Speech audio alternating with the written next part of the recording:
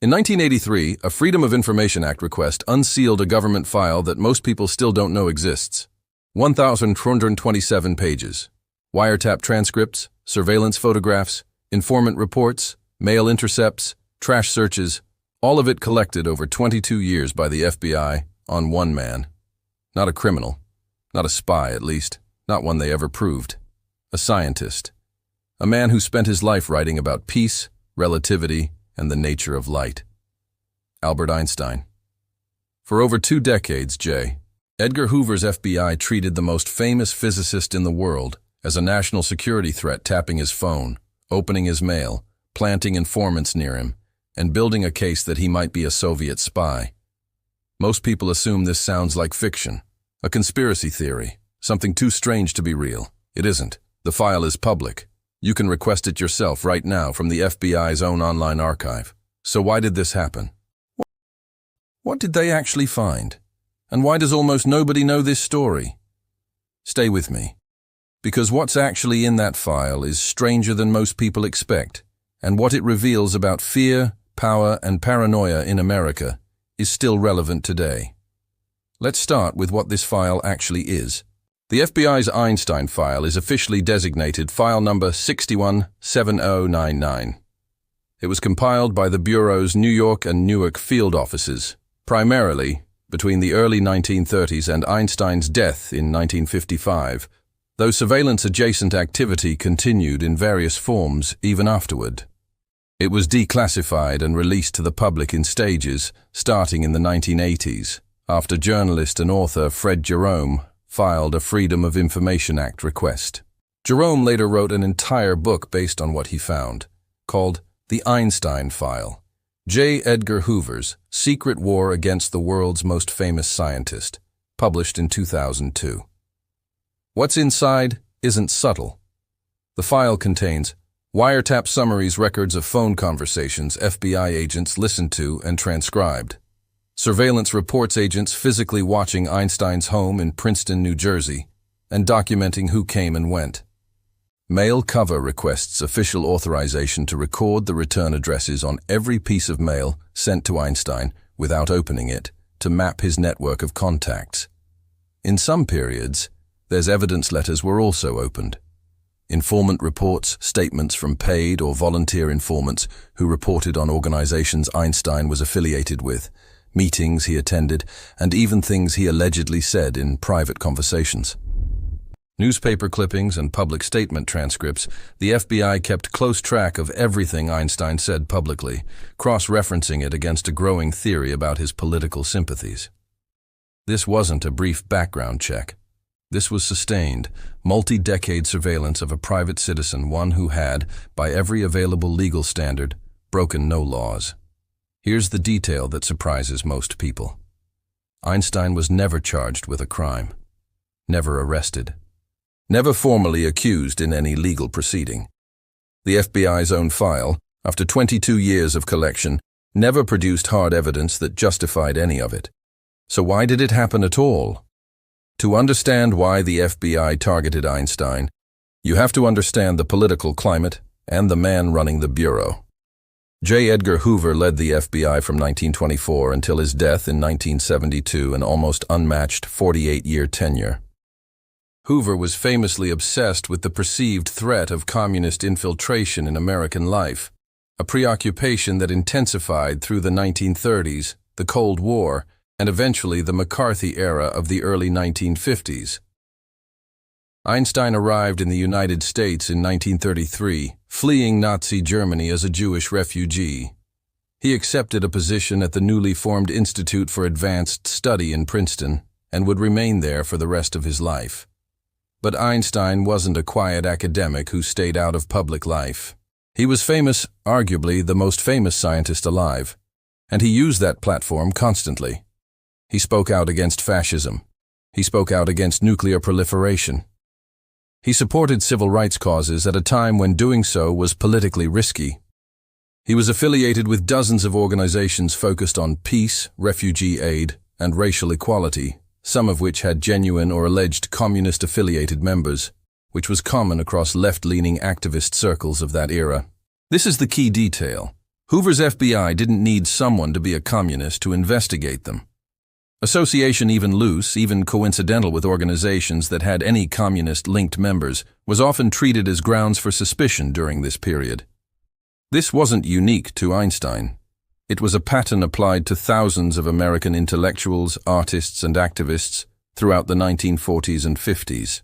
Einstein, though, presented a special problem for Hoover. He wasn't just another activist, he was a global celebrity, a Nobel laureate, and by many accounts, a genuine national asset.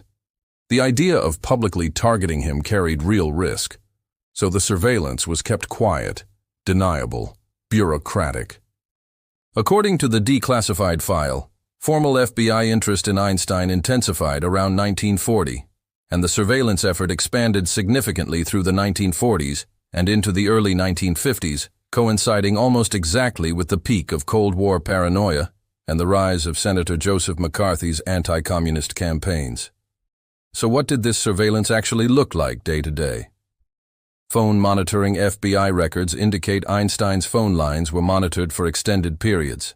Agents transcribed conversations, noted who called, and cross-referenced names against the Bureau's growing list of suspected communist sympathizers. Physical surveillance agents were assigned to observe Einstein's home in Princeton. Visitors were logged. License plates were recorded. In some documented instances, agents followed individuals leaving Einstein's residence to identify them. Mail interception. The FBI used a technique called a mail cover, legally recording the sender and return address information on incoming mail without necessarily opening it, though the file also references instances where correspondence was reviewed more directly. This allowed agents to map out Einstein's entire network of correspondence: scientists, activists, refugees he was helping, and political organizations. Trash and discarded material. Some entries in the file describe agents or informants gathering discarded materials associated with organizations. Einstein was affiliated with a common, if ethically murky, intelligence gathering technique of the era. Informants inside organizations. Perhaps most significantly, the FBI recruited or utilized informants embedded within organizations. Einstein supported peace groups, civil rights committees, and refugee assistance networks. These informants reported back on meeting attendance, statements made, and organizational leadership structures. The scale.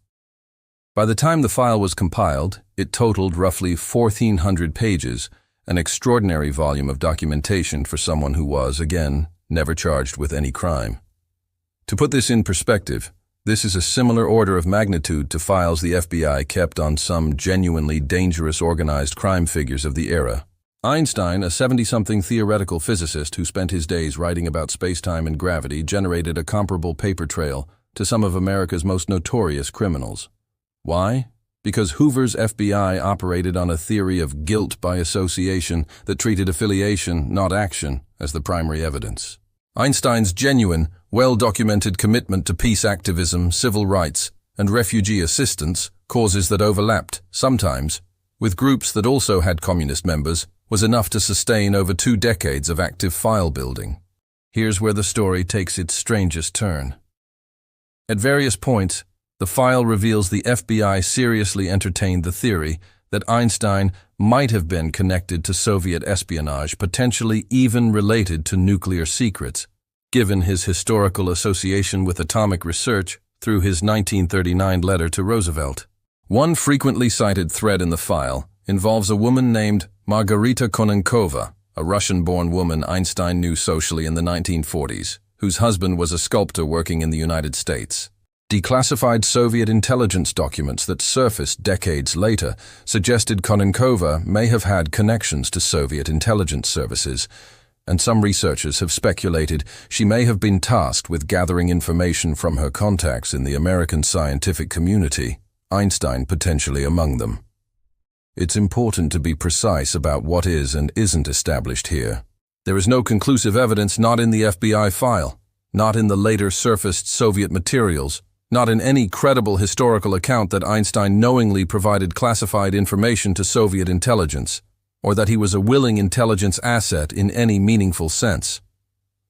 Historians who have studied both the FBI file and the Konenkova materials generally conclude that if any information transfer occurred, it likely happened without Einstein's full awareness of who Konenkova truly was working for, and even that remains speculative rather than proven.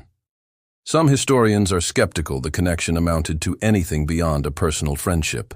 What the FBI file does show clearly is that agents took the theory seriously enough to pursue it for years, cross-referencing Einstein's associates, tracking his movements, and building an extensive, ultimately inconclusive case file.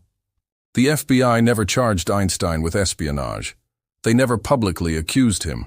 The suspicion lived entirely within internal bureau documents hidden from Einstein himself, hidden from the public for decades.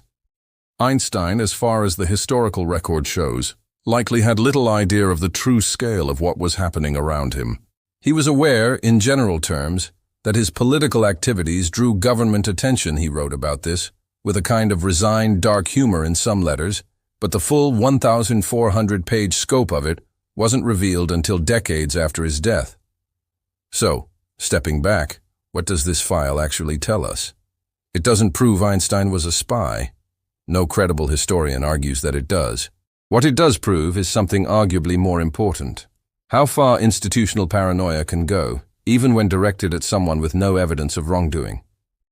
Fred Jerome, who spent years researching this file for his book, argued that the Einstein surveillance case is one of the clearest documented examples of the FBI's Cold War-era practice of treating political dissent, even from a universally respected scientific icon, as inherently suspicious. It's worth noting, Einstein was far from the only public figure targeted this way. The FBI maintained substantial files on numerous scientists, artists, and civil rights figures during this period, including individuals like Charlie Chaplin and later, more famously, Martin Luther King Jr. Einstein's case stands out partly because of his stature, and partly because the sheer volume of the file, nearly a decade and a half of the average American surveillance file, on a man who spent his life thinking about gravity and light, illustrates just how expansive this era of American surveillance culture became. There's also a scientific irony worth sitting with.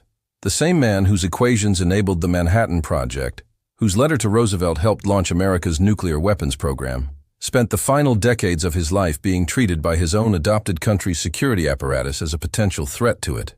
Einstein, for his part, remained publicly critical of McCarthyism and the broader climate of political suspicion throughout the early 1950s, famously advising, in a 1953 letter published in the New York Times, that intellectuals facing government inquiry should refuse to testify against their convictions, even at personal cost.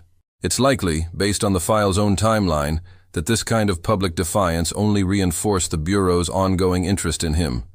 He died in 1955, reportedly still on the FBI's radar, without ever seeing what had actually been compiled about him.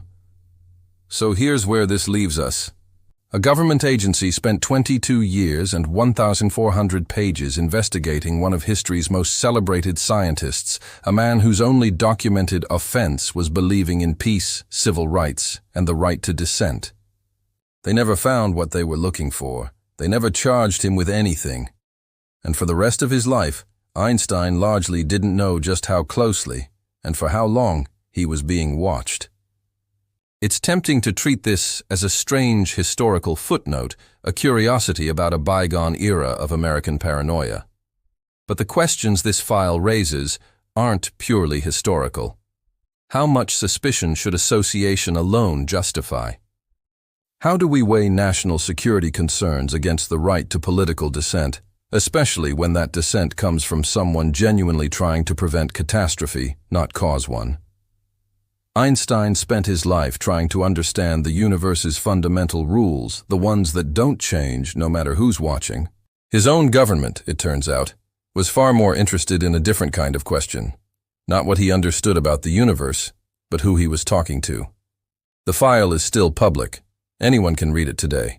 And maybe that's the most important thing about this story. Not that it happened, but that it's no longer hidden. Albert Einstein, 1879-1955. Watched for 22 years, never once found guilty of anything.